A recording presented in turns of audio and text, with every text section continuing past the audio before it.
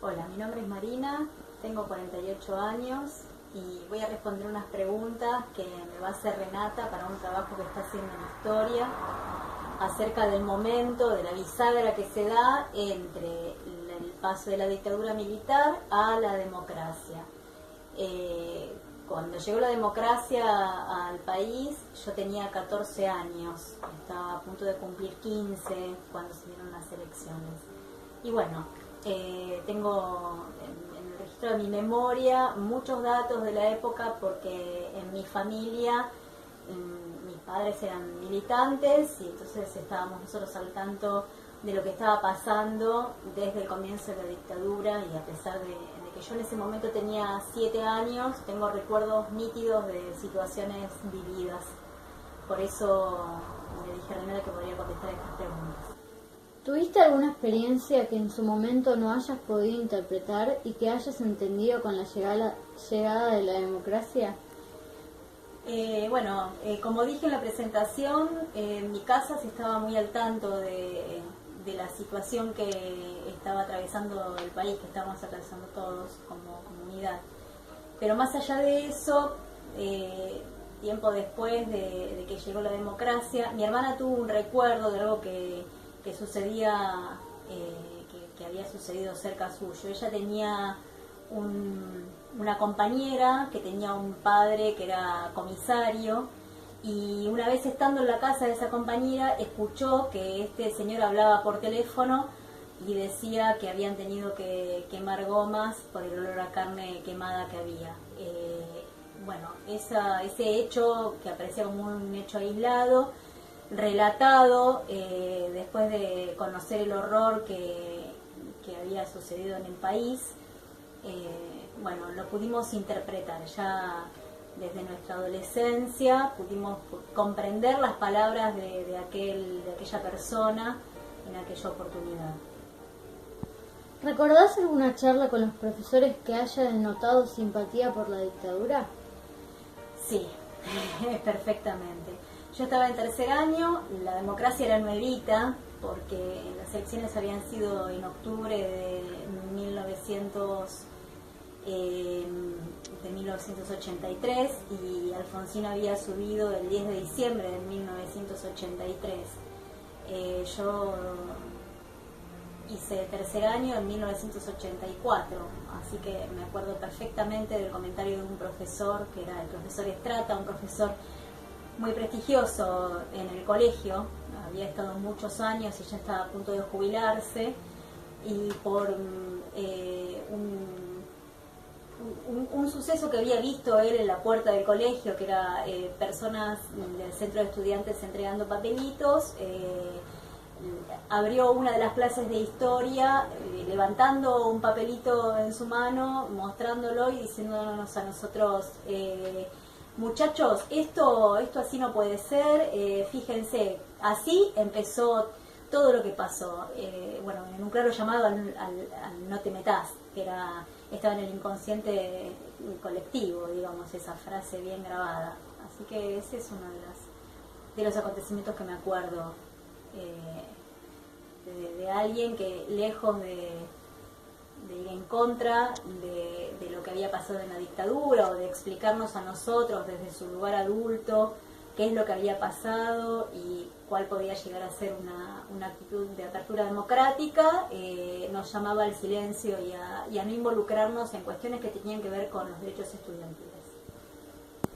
¿Algún allegado de la familia fue desaparecido o exiliado?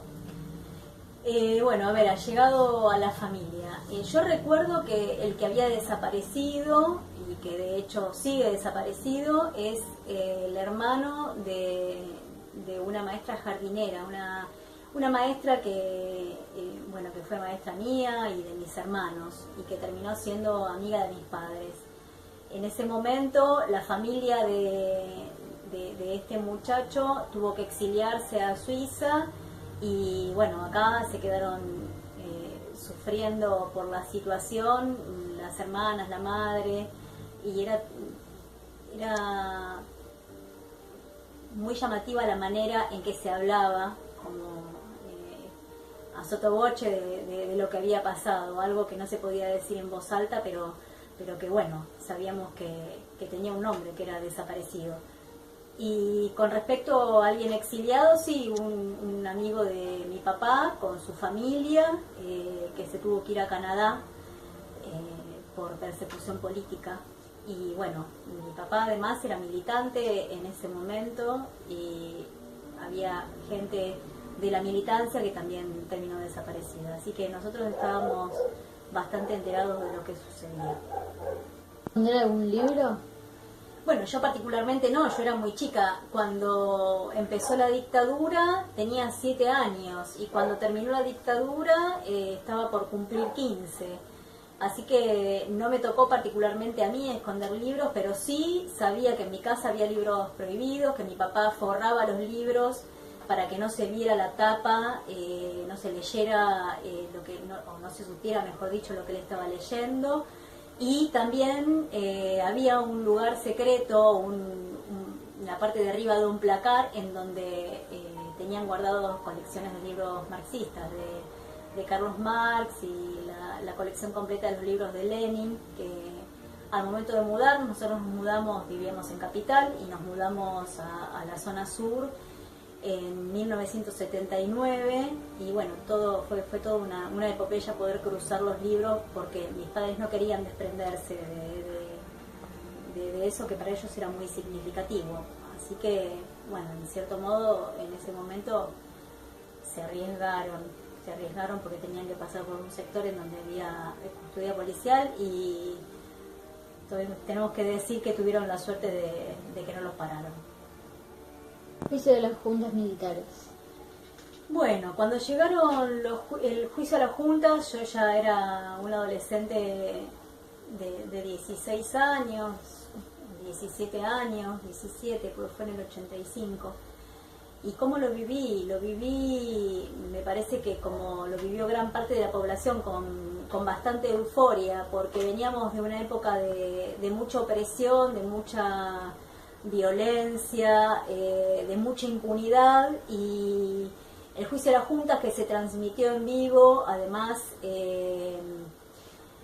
puso de alguna manera las cosas en su lugar. Si bien la gente que ya estaba desaparecida, bueno, ya lamentablemente no iba a volver nunca más. Cuando pasa algo así, cuando se da de alguna manera un juicio que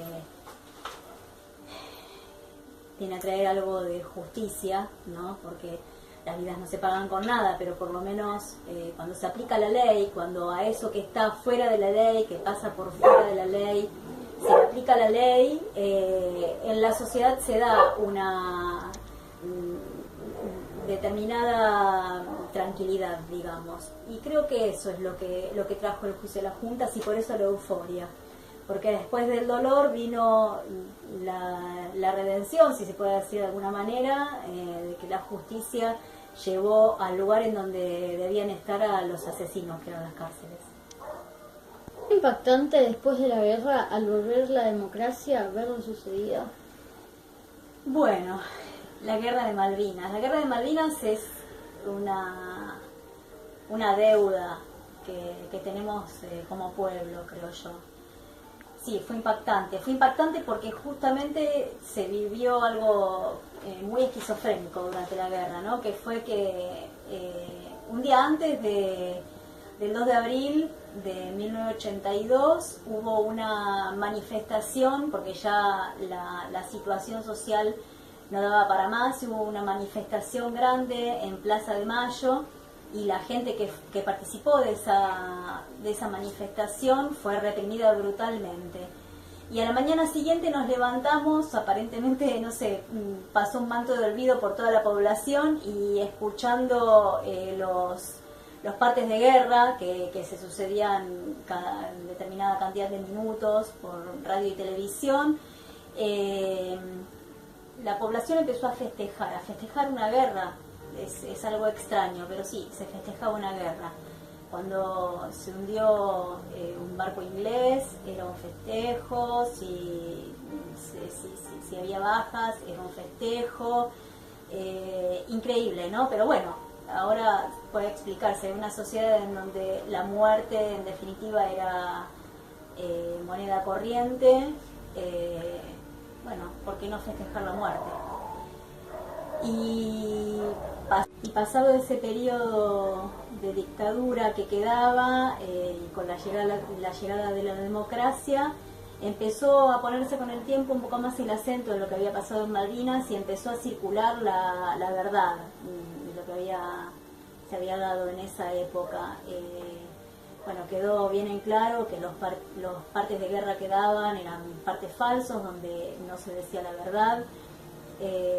También se supo que a los soldados no los alimentaban, no les daban armas, no les daban abrigo suficiente.